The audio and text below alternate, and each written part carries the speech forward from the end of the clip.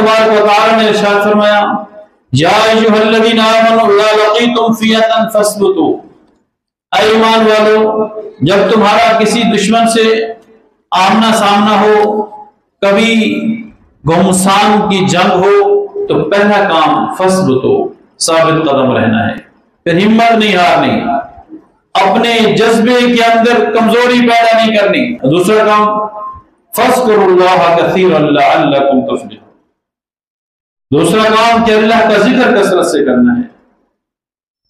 अल्लाह का जिक्र, अला बिज़िक्रिल्लाहि तत्मइन्नुल क़ुलूब, दिल को इत्मीनान नसीब करता है। अल्लाह के जिक्र से दिल मुतमईन हो जाता है। और उमूमी तौर पर जब दुश्मन का मुकाबला हो, आम तौर पर कोई भी लड़ाई हो, तो इंसान का दिल कांपता है, इंसान के दिल के अंदर घबराहट सी पैदा हो जाती है, तकलीफ महसूस होती है अंदर, और उसके अवसान खता होना शुरू हो जाते हैं। लेकिन जिस वक्त आप अल्लाह के जिक्र से अपनी जुबान को मुअत्तर करेंगे, आपका दिल मजबूत होगा, आपके अंदर दुश्मन के सामने सद्दे सिकंदरी बनने की ताकत पैदा होगी, आपके अवसान खता नहीं होंगे, आपके तमाम आज़ा, आपके तमाम जवारे, आपका जिस्म का एक एक हिस्सा मजबूत तरीके से काम कर रहा होगा। और तीसरा काम अतीउल्लाह, अल्लाह की इताअत करनी है, व अतीउर रसूल, और अल्लाह के रसूल की इताअत करनी।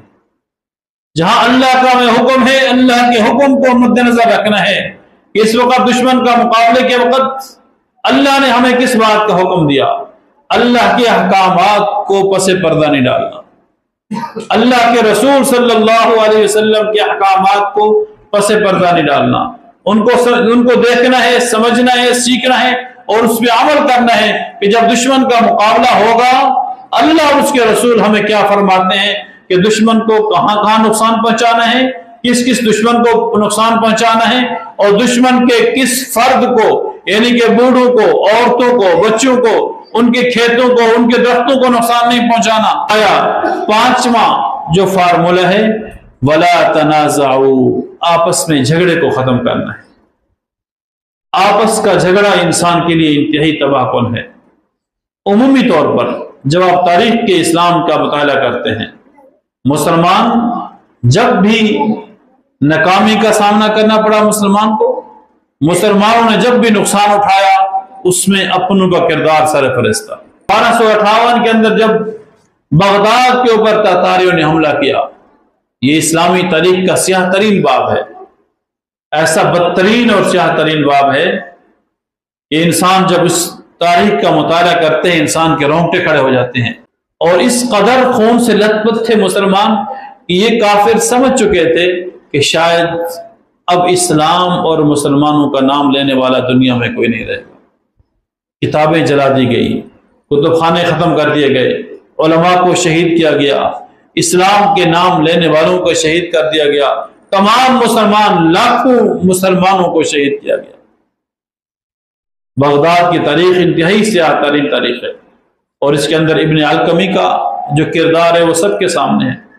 इब्न अलकमी कौन था? वो मुसलमानों ही का एक कारिंदा था, वो बदबख्त मुनाफिक था जिसने ये सब कुछ सारे रास्ते हमवार किए, ततारियों के लिए इस जंग को आसान बनाया, ततारियों के लिए बगदाद की सरजमीन पे और बगदाद की ईंट से ईंट बजाने के तमाम तर जितने भी मसदूद रास्ते से उनको खोल दिया। तो फरमाया वला तनाज़उ, आपस में झगड़ा मत करना, आपस के इख्तिलाफात को इस वक्त भुला देना है।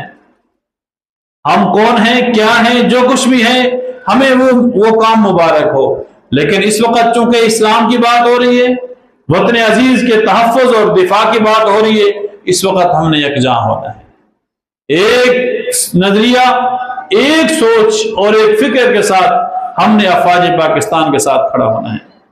हमारा लाख इख्तिलाफ किसी के साथ, लेकिन इस वक्त हमने इनको कमजोर नहीं करना। वला तनाज़उ, आपका ताल्लुक किसी भी मसलक के साथ हो, आपका ताल्लुक किसी भी अकीदे के साथ हो, वो मसलक आपको मुबारक, वो अकीदा आपको मुबारक, लेकिन इस वक्त मुल्क पाकिस्तान की सरहदात की हिफाजत की बात हो रही है।